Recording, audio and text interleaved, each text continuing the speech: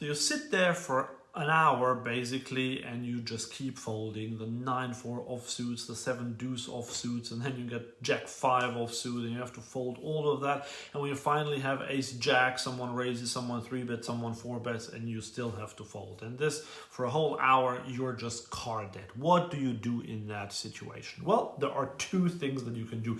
And the first one you won't like, the second one you will like. The first one is, and this is the more important one, just don't do anything about it. Just play your game. It's fine. You are card dead, fine. Everyone is card dead sometimes. And the way you win in poker is by making the right decisions. And when you get dealt 9-4 offsuit under the gun, the right decision is to fold. That means you are making money even if nothing actually comes into your stack or your wallet.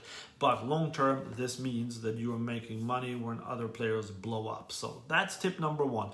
But tip number 2 is, this will create an image of you that you are very tight. Now, the caveat being that most players at 1-2 and 1-3 don't even realize what someone's image is. But maybe if you really don't play for an hour, some players will notice that. So what can you do in that situation? You can get away with a bluff. So here's how I would go about it. I would do it when I'm in late position. If someone who you think might be a better player, they might realize that you haven't played a hand in an hour. If they raise and you have a hand that either has good playability, so something like a suited connector, a suited gapper, suited Broadway, something like that, or the other one is if you have a good blocker to aces, to ace king, to king. So in other words, if you have an ace and a king, ideally suited, but even if it's not suited. And very important, when you are in position. Don't do this out of position,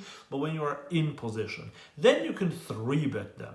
This is something that I do very often because I am someone who plays a very tight, aggressive style. So I do go long stretches without playing a hand, and then this gets away very well. And if you then train your post-flop skills, then what you can also do is to then make more money if you get called there, because sometimes you will get called and then you might want to double or triple barrel. This is a bit more advanced, but you can give up once you get called on the flop, and of course if you miss the flop, but this is a very good pre-flop exploit that you can make once you have been carded for a while. But as I said, you have to make it against someone who observes or who notices that you haven't played a hand in an hour, because otherwise they will just still call with whatever they have there, and then it'll be very difficult for you to play that post flop.